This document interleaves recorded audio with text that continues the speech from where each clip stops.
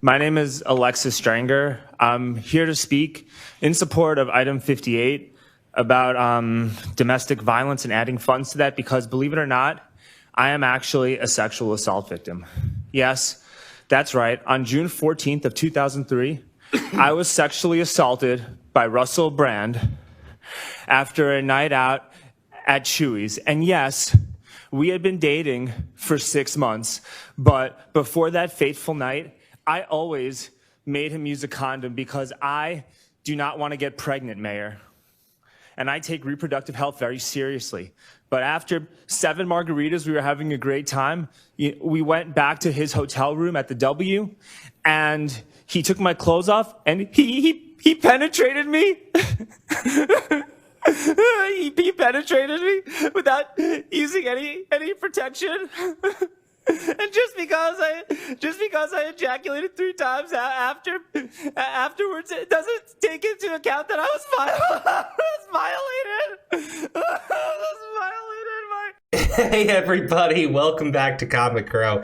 Yeah, sorry for that intro, but I had to do it. I had to do it. It was too funny not to. I had to do it. Okay, so we have a little bit more news for the Russel Brand situation, including Russel Brand actually putting out a statement in which he says that he will be coming back on Monday to Rumble, but also he specifically talks about the UK politician who was attempting to get him demonetized across the board. It's a pretty short message. We'll go through it. But before we do that, please do me a favor, guys. If you haven't already, please subscribe to the channel. And if you can, help us out. Spread the videos, spread the message. Let people know what's going on here. Because before I get into that statement, I want you to see Paramount Plus has been removing Russel Brand's comedy specials while continuing to stream Harvey Weinstein's movies. The double standard is actually nuts. I talked about how YouTube demonetized Russel Brand, but also R. Kelly, a guy who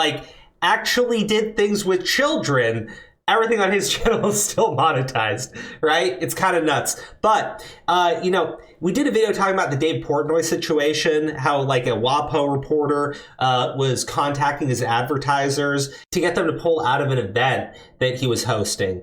Well, you have a similar situation. So after the allegations came out, NBC News has been reaching out to Russel Brand's sponsors on his shows. So he has 10 sponsors. They've been reaching out to every single one. 2 of them have backed out, right? And look, I don't like it. I don't know anything about Sticker Mule or Vivo Barefoot. Just to be clear, I really don't. But the fact of the matter is, when you put out these allegations against people, these companies don't want to be involved in it. It doesn't matter if it's true or if it's false. They just don't want to be involved. So when you have a media outlet then come out and start contacting you directly and going hey, oh, by the way, are you gonna have your monetization? Are you still monetizing? Are you still helping Russel Brand make money? Sorry, I got it confused with the UK politician who was asking these companies why they were monetizing Russel Brand, and the NBC News outlets who were contacting his advertiser and asking them,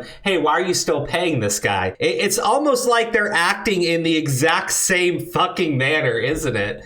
Okay, so listen, I don't know about these other companies. I'm happy that not all of his sponsors dropped out, but the fact of the matter is 2 out of 10 is probably a pretty good number because these companies, they do not want to be involved in any of this. They don't want their name being dragged into any of this because it doesn't matter if it's true. It doesn't matter if it's false. It's about the implication that maybe he did something wrong. And do you really want to be sponsoring a guy accused or quote unquote credibly accused of sexual assault? That's how this game is played. It's nasty. It's dirty. And believe me, it's not going to stop. It's going to keep going on. It's going to keep getting worse. My thought process is probably Russel Brand, maybe he addresses everything in full details on Monday. Maybe he only gives us a brief summary of the events. I've talked about this in plenty of the other situations when someone gets accused and they don't immediately have a response to all of the accusations. Russel Brand handled it a little bit differently. He preemptively stated before the article came out, all of this is untrue. I've never done anything like this, but he has yet to actually address the four accusers who, funnily enough, are never actually alleging any type of rape.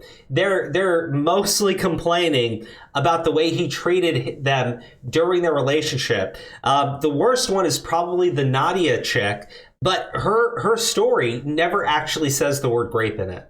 It doesn't. It's kind of nuts. It's almost like the Sunday Times and Channel 4 News were being very careful so that they could not be hit for defamation. Now, we've based on the intro, you kind of understand the story with Nadia and why a lot of people are like, it doesn't match her story from the article. But we've been into that in other videos. Let's listen to what Russel Brand has to say about the UK attempting to have him demonetized, and I'll react to it as it goes through. Obviously, it's been an extraordinary and distressing week, and I thank you very much for your support and for questioning the information that you've been presented with. By now, you're probably aware that the British government have asked big tech platforms to censor our online content, and that some online platforms have complied with that request. What you may not know is that this happens in the context of the Online Safety Bill, which is a piece of UK legislation that grants sweeping surveillance and censorship powers, and it's a law that has already been passed. To just address a couple of things, we don't actually know if the UK politicians who are reaching out to various social media outlets, if they did get people to post monetization. We know that they requested TikTok. I don't think TikTok has pulled monetization. We know that they requested Rumble, and Rumble told them to fuck off. Did they request YouTube? Did they reach out to YouTube first and YouTube complied immediately? I'm really curious about that now. Or is Russel Brand just kind of hyperbolizing what's happening? I'm just saying we don't actually know if anyone complied with the order. We do know that it was made, though. I also don't imagine you've heard of the Trusted News Initiative. Now, as is often the case when a word like trusted is used as part of an acronym to describe an unelected body, trust is the last thing you should be offering. The Trusted News Initiative is a collaboration between big tech and legacy media organisations to target, control, choke and shut down independent media organisations, like this one. We'll be talking about that on our show on Monday on Rumble. But just to give you an idea of what the TNI is, this is a quote from one of their spokespeople. Because the actual real rivalry now is not between the BBC and CNN globally, it's actually between all trusted news providers and digital platforms. What? Okay, listen. That's actually kind of funny. All right, listen. This is like this old world belief. And when I say old world, I'm talking about like the boomer generation and beyond, that mainstream media outlets are to be trusted and that they never lie, from the people who watch Fox News to the people who watch CNN. Major media establishments are well financed to lie to us. They just are. Okay, it's far easier to promote certain narratives. Like we know, for instance, like during the COVID era, the big pharmaceutical companies, it's not like they haven't done it outside of that era, but like they were flooding like millions of dollars across the board to everyone from politicians to media establishments, everybody across the board. And we saw how that went, right? And we now know that a lot of things we were being told back then weren't actually true. Was that because of the funding from the pharmaceutical industry? I mean, it's not like you can directly prove it, but it leaves people to question it. It's like, more like, connecting the dots. But, CNN, for instance, has been caught repeatedly lying, or at least giving people snippets of information removed out of entire context. Listen, I don't watch Fox News. I mostly react to stuff on CNN, but CNN gets called out all the time. I assume Fox News does the same shit. I mean, they were accused just recently. I think there was a big lawsuit over the whole voting machine scandal. And I believe they fired one of their people who was like the Tucker Carlson guy, who was the only one who actually said that the story didn't make sense and they didn't have proof of it, as everybody across the board at that company was being told to push that lie. I'm just saying, the idea that there are trusted news providers is bullshit. The only thing that you can trust is what you can actually verify and see with your own eyes. And sometimes that does mean you need to take a leap of faith on certain subjects. Go with your gut instinct. Unfortunately, that's just the world we live in. But you should never just trust somebody, especially not when they have the audacity to put trusted in their name. Like, oh my God. If anything, that would make me not trust you. That would make me question you even more. It's like the guy who puts genius on his hat, right? And like tells everyone how fucking smart he is. And you just have to sit there and go like, well, honestly, I'm starting to doubt that you're very intelligent, because an actually intelligent person wouldn't need to stamp fucking genius on their forehead. If you were actually trusted, you wouldn't need to keep telling everybody how trusted you were. It is funny. It is funny. It's clear that these organizations collaborate in constructing narratives, whether that's around the war or the pandemic. And of course, there are other examples. And it's very clear to me that we have to be very, very cautious indeed. That's why I'm asking you to follow me on Rumble. Rumble have made a clear commitment to free speech, and Rumble is the primary platform that we will be streaming from. We'll be back this Monday, and as usual, we'll be talking about deep state and corporate collusion, and how ordinary democracy is anathema now, how it's shut down, ignored and avoided. We'll be talking about a military-industrial complex that is able to facilitate and start wars that seem sometimes to be little more than money laundering operations. And that's with all respect to the hundreds of thousands of victims of the numerous ongoing wars in the world at the moment. We'll be talking about the role of Big Pharma and how Big Pharma have been able to influence government policy around the world, and how they've been able to evade due liability and necessary scrutiny, how they've been able to avoid media investigation that perhaps ought be due them. And of course, we'll be talking about media corruption and censorship. So please follow me on Rumble, because that's the only way that we can keep our voice.